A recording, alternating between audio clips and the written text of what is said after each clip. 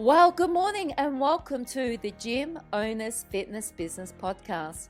Today's episode is proudly sponsored by FitRec Fitness Industry Registration, a service and support service for fitness professionals. Today, I'm speaking to Eamon Lloyd.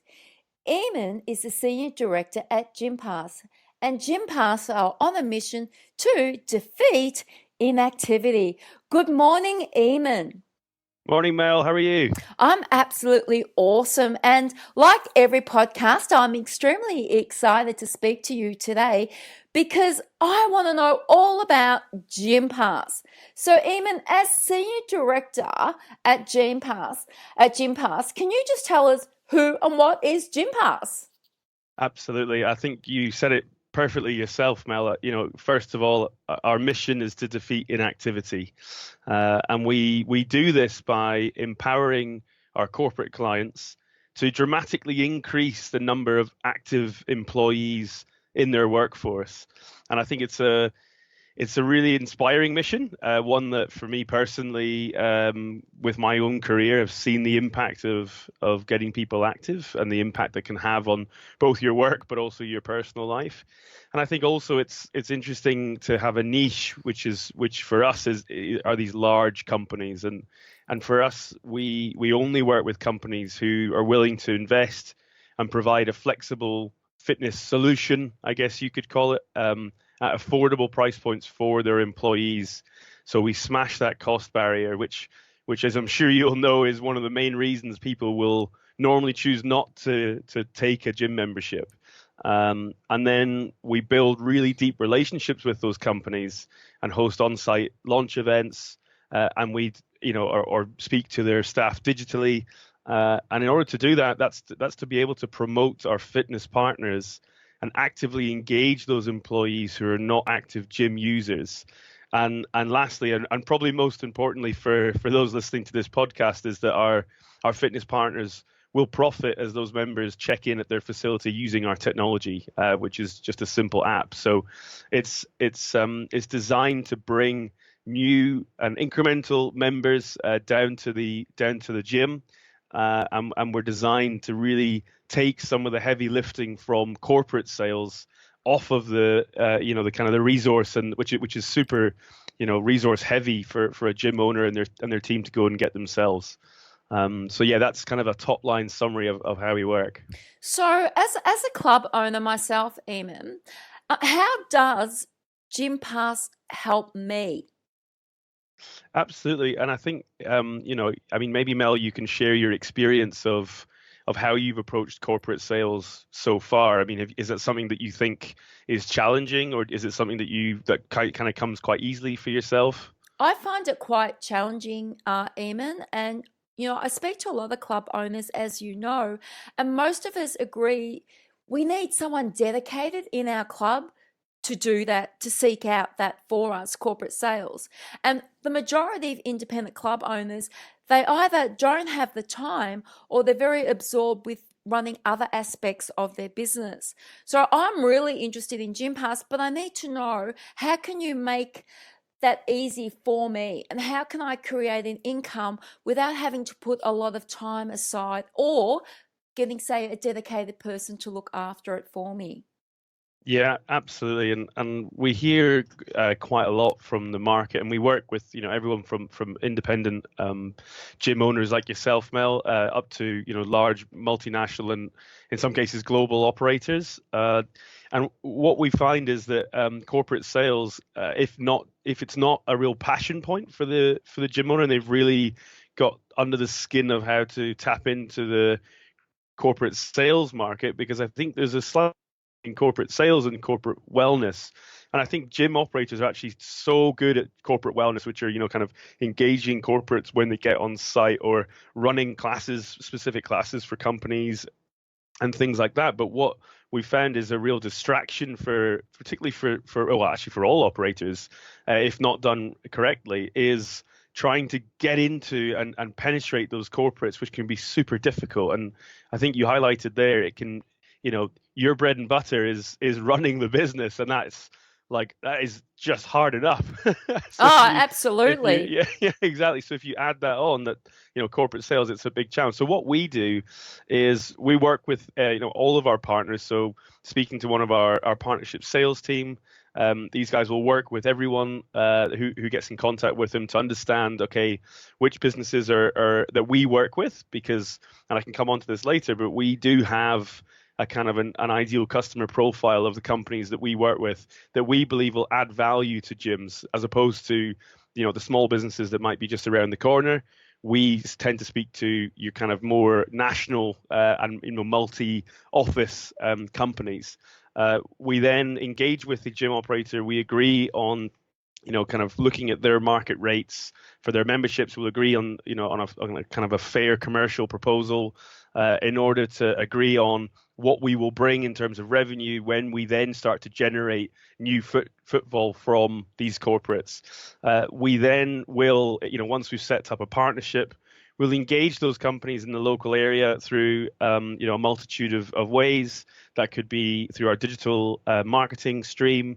It could be through our on-site and engagement activities. And those are really fun opportunities for gym owners and maybe their fitness teams to come and join us on site. And that's something that we hear a lot is, for gym owners, they'll set up and try and engage corporates, but hanging on to that relationship can be really difficult. And in the HR teams, wellness teams sometimes can be quite transient, or keeping an eye out for what the fitness operator wants to do suddenly becomes bottom of the priority pile. And I don't know if that's something you've experienced as well, Mel, where you've set up a great relationship and then suddenly like it's fallen away just because of time and all the things that get in the way. Oh, look, absolutely. I mean, one of the things that, and I know it's not just me, it's many club owners, like we might have, say, a local hospital come to us and they've got, say 400 or 500 staff located at the hospital, and they'll come to us and they'll say, have you got a corporate membership? And you'll say, okay, this is what we can do if you can get 1 to 10 people to join, 10 to 20, and 20 over. And what happens is you give them a price, and this is the Yep. reality of it. You give them a price, and then before you know it, 6 months and 12 months has gone past. And somebody else is then in charge at the hospital with the corporate membership. That's it. Or to be quite honest with you, you even forget that you've got a corporate membership running because they're signing up online. And so that relationship has already broken down because you've sort of set up this membership. Here it is. Here's your membership in a box. Yes, how many people have got? Okay, sign up on Monday night, and everybody comes Yep. in and they sign up. You go through the protocol, and then before you know it, 6 to 12 months has gone past, and that's it. Yep.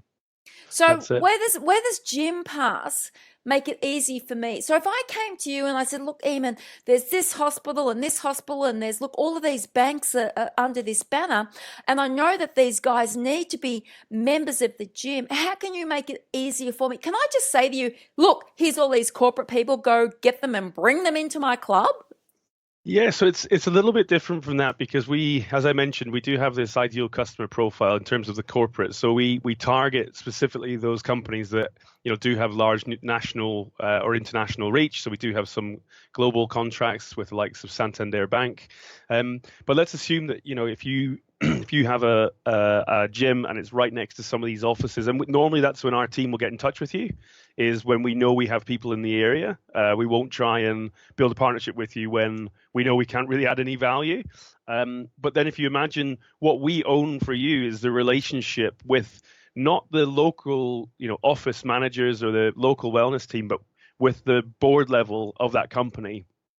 Because what we do is when we work with these guys at that level, they commit to a level of access and communication that otherwise is extremely difficult for an independent gym owner to get themselves, and sometimes even for a large multi-site operator to get themselves. So if you imagine that's the real value add of what we bring, which is the depth of the relationship at a high level. So then the entire company has to be invested in, so every single person has access to Gympass when they work with us, not just one office or another. It's Yeah. every single person has access to it. So that's why we get the buy-in. And then we work on a local level with gym operators who work with us to bring you into those sites, because we get that access kind of almost as part of the agreement with the company. They commit to a level of, physical access every every month. It could be, last month in the UK we ran 200 activations across the country, across 50 clients.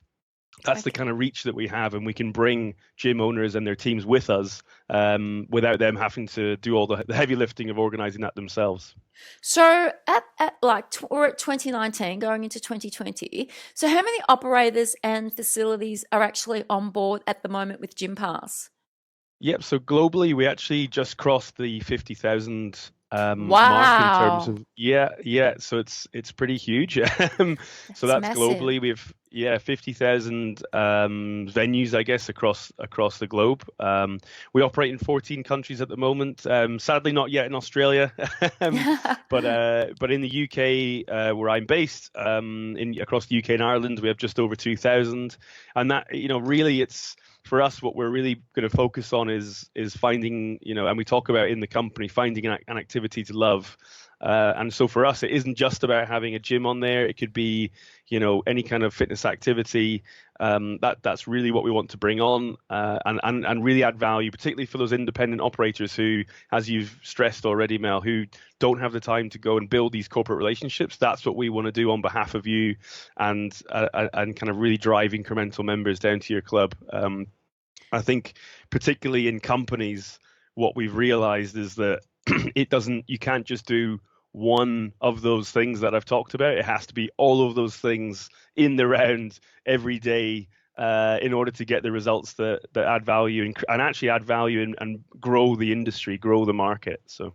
Yeah, so what are some of the benefits that you're hearing from your corporate clients? Yeah, from the corporate side, we will then look at, kind of the variety of data that we can bring to them. So it's, you know definitely, it's about how many people are enrolled in Gympass versus their previous, fitness benefit. Yeah. So we aim to, in most markets, apart from maybe the Nordics, the kind of average market penetration is 15%. We're aiming to double that within the companies that we work with. So we were trying to get to 30% enrollment within every company we work with. And some companies we start with are literally down in the 5% mark in terms of what they had in terms of, employees using their fitness benefit previously. So for us, really driving that enrollment forward is a huge part of what we do, and that's what will allow us to grow the fitness industry. But then we correlate that with things like absenteeism, productivity, presenteeism, which is the new one. So, people basically being at work and are completely burned out and not actually able to do and function and do the things that they need to do. And we'll correlate that with the data that we have on usage, on, which gyms they're going to, what activities they're doing, so we can give them a real cross section of what their employees are doing, and how it benefits the company. So how do you actually drive the enrollment? What do you do to drive those enrollments into a higher percentage? Yeah, so I think as I mentioned, there's no kind of silver bullet here, and I think that's something from experience. Gympass is 7 or 8 years old now.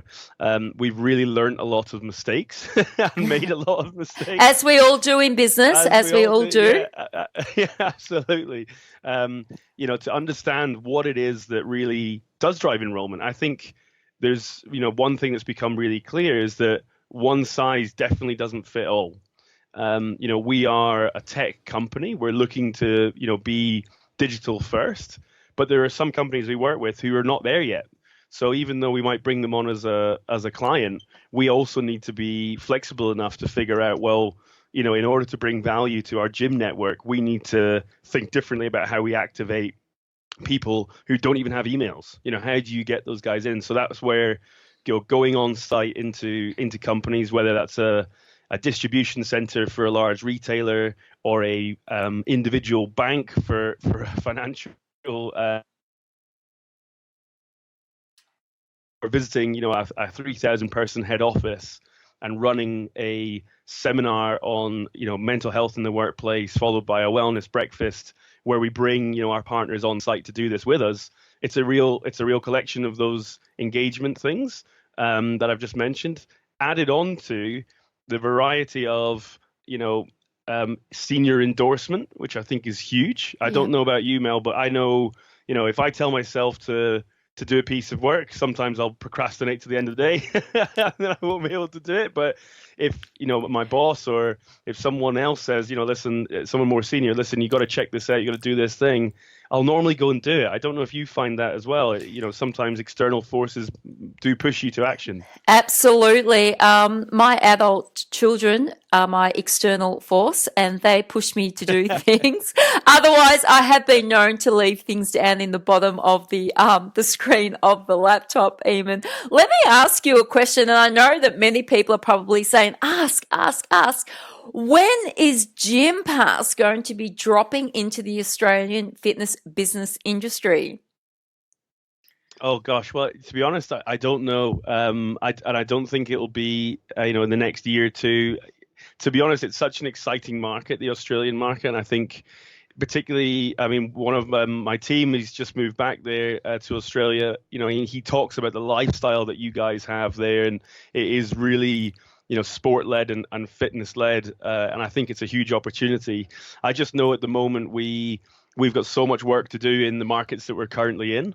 And in particular for me in the European market, I know the UK is something we really want to double down on and focus on. But I think you may have seen earlier this year we did receive some funding, a further round of funding, and that funding allows us to really invest in our tech and also in our people. And I think that's the priority for the moment is getting our tech up to the standard that it needs to be, and then I'm sure we'll be looking to grow further. So I think for us that's the priority. But yeah, fingers crossed, I'll be the first one to let you know. Oh, that would be fantastic because I think, as you said, the Australian fitness business industry, it's an absolutely exciting place to be.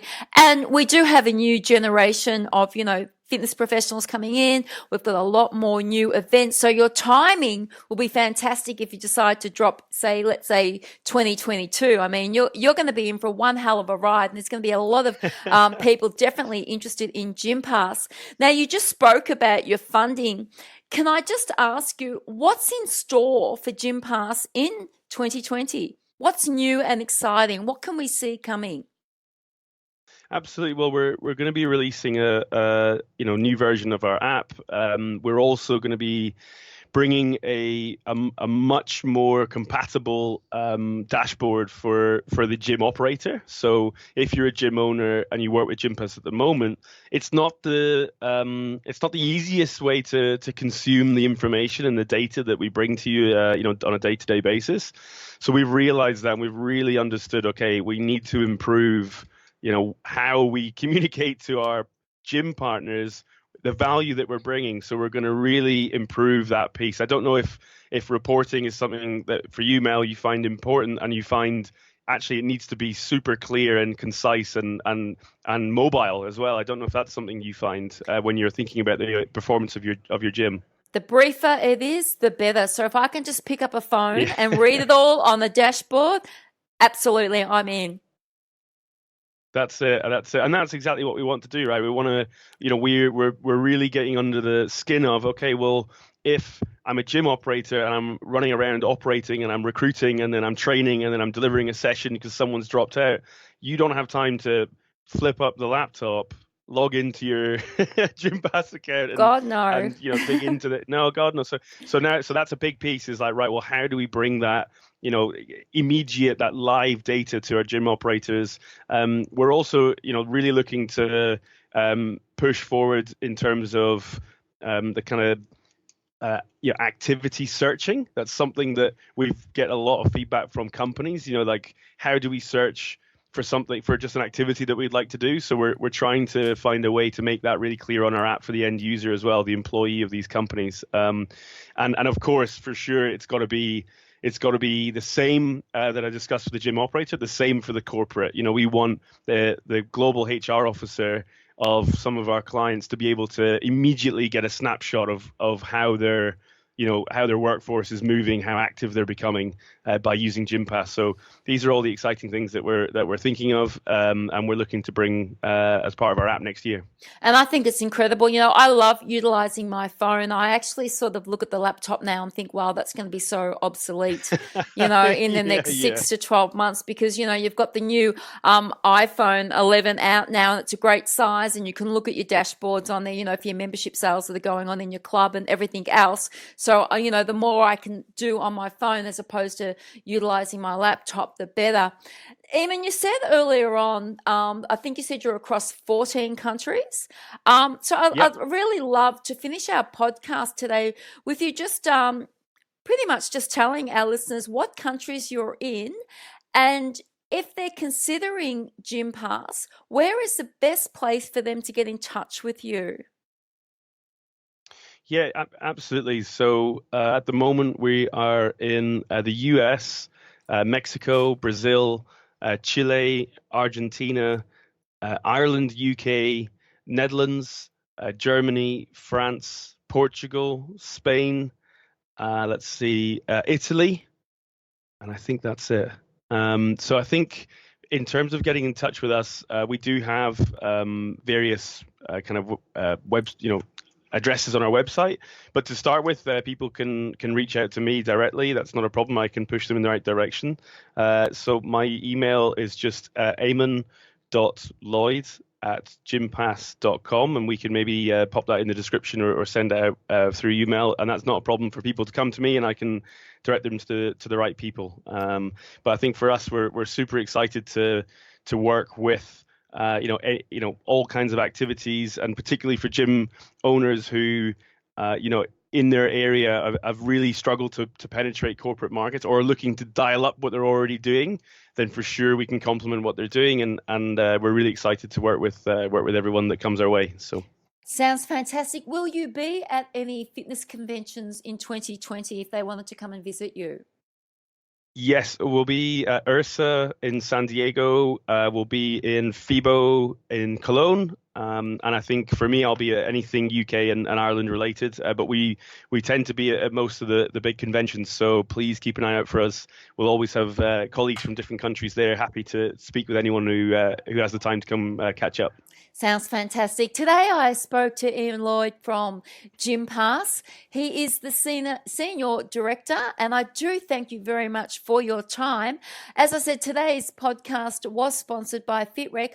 I will be dropping all of Eamon's details into the bottom of the podcast, the website details, his email details, and of course, as you heard him say, he'll be at URSA and also at FIBO in 2020, and we look forward to an absolutely massive launch in Australia, perhaps in 2021. I don't doubt there'll be a big demand for you guys here. But I do thank you so much for catching up with me. I know it's early over there at the moment, but as I said, it's been a fantastic podcast. You've got a fantastic product, and I do believe that many gyms and corporate services can benefit from Gympass. Awesome. Thanks so much for your time, Mel, and look forward to catching up soon. You're very welcome.